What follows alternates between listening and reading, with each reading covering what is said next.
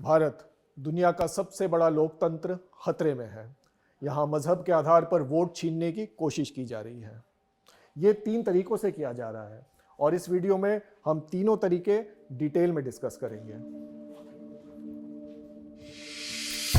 पहला तरीका फॉर्म 7। ये समझने के लिए द क्विंट के 2 रिपोर्ट्स पर नजर डालना बहुत जरूरी है।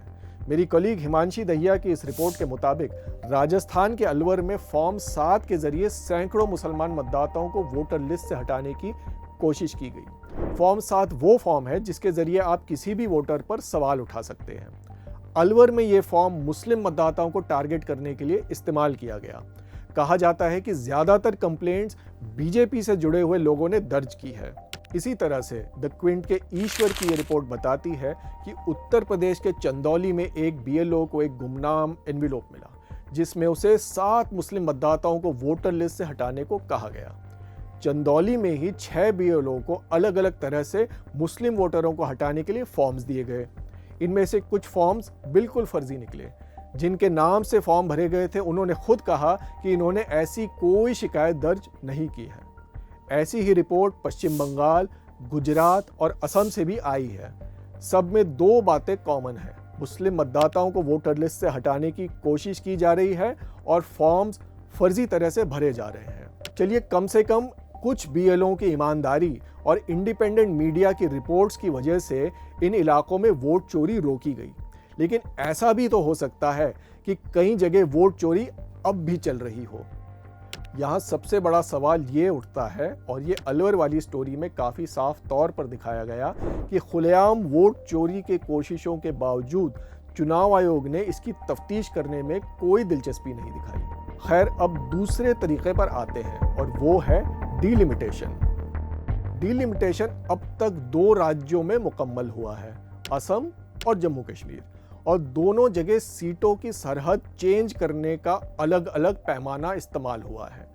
जम्मू कश्मीर में आबादी की दलील देकर मुस्लिम अक्सरियत वाले कश्मीर की सीटों का प्रपोर्शन कम किया गया और हिंदू अक्सरियत जम्मू की सीटों का प्रपोर्शन बढ़ाया गया। अनंतनाग लोकसभा सीट में कम आबादी की दलील देते हुए जम्मू के मुस्लिम अक्सरियत के इलाके डाले गए, जबकि दोनों इलाकों के बीच पूरी पीर पंजाल पहाड़ी आती है। लेकिन अब असम आते हैं।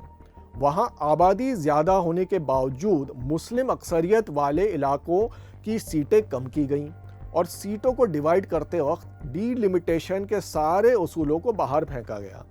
चुनाव का बुनियादी उसूल है कि हर वोटर का वोट एक समान है। इसी के तहत डिलिमिटेशन का मकसद होता है कि हर सीट में वोटरों की तादाद बराबर होनी चाहिए। आबादी के हिसाब से असम में हर लोकसभा सीट पर 17.5 लाख वोटर होने चाहिए, लेकिन मुस्लिम अक्सरियत की ढुबरी सीट में तकरीबन 10 लाख एक्स्ट्रा वोटर डाले गए हैं। यानी ढुबरी सीट में 1 वोट का वैल्यू असम की बाकी सीटों से कम है। लेकिन कहानी यहाँ ख़त्म नहीं होती है। ये जो 10 लाख वोटर ऐड हुए हैं वो नज़दीकी बरपेटा सीट में हुआ करते थे। आप तरकीब समझिए, बरपेटा सीट के मुस्लिम अक्सरियत वाले इलाकों को ढुबरी में डाल दिया गया और रातों रात बरपेटा सीट को मुस्लिम मेजॉरिटी से हिंदू मेजॉरिटी बनाया गया। जब रिजल्ट आए तो कोई ताजुब की बात नहीं थी कि पहली बार एनडीए इस सीट को जीतने में कामयाब हुआ। तो इस पॉइंट को मैं एक बार फिर दोहराना चाहूँगा। आबादी की दलील देकर कश्मीर के सीटों का प्रपोर्शन कम किया गया और इसी तरह से आगे होने वाले डिलिमिटेशन में फैमिली प्लानिंग अच्छी तरह से इंप्लीमेंट करने वाले दक्षिण भारत और पंजाब जैसे विकसित राज्यों का प्रपोर्शन भी कम किया जाएगा। लेकिन आबादी की दलील असम में गायब हो जाती है और मुस्लिम अक्सरियत इलाकों की सीटें कम की जाती हैं। अब हम तीसरे तरीके पर आते हैं और वो है वोटर सप्रेशन। 2024 लोकसभा चुनाव के दौरान उत्तर प्रदेश की संभल सीट में कुछ मुस्लिम वोटरों ने बताया कि वोट देने के लिए उन्हें पुलिस की लाठियों का सामना करना पड़ा। ये वोट डालने गए थे, वहाँ पे वो पुलिस वाले आए, उन्होंने आके लाठीचार्ज कर दी। कुछ मुस्लिम बहुल इलाकों में पोलिंग बूथ कुछ घंटे तक बंद होने की भी शिकायतें सामने आईं।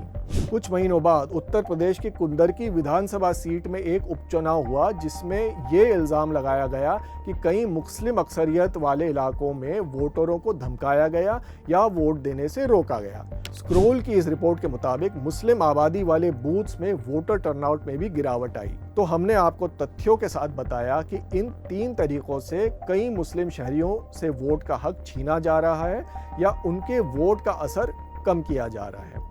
ऐसे में सबसे बड़ा सवाल ये बनता है कि चुनाव आयोग क्या कर रहा है इस बारे में। हम तो इसी नतीजे पर पहुंच सकते हैं कि इलेक्शन कमीशन या तो नाकाम है या खुद इस मुहिम में शामिल है। आप में से कुछ लोग सोच रहे होंगे कि हमें इस सब से क्या फर्क पड़ता है।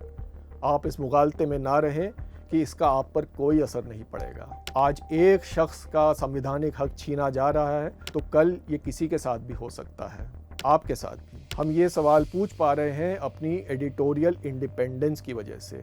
इसे बरकरार रखने के लिए हमारी मदद करें द क्विंट का मेंबर बनकर। आप अपना ख्याल रखें और द क्विंट से जुड़े रहें।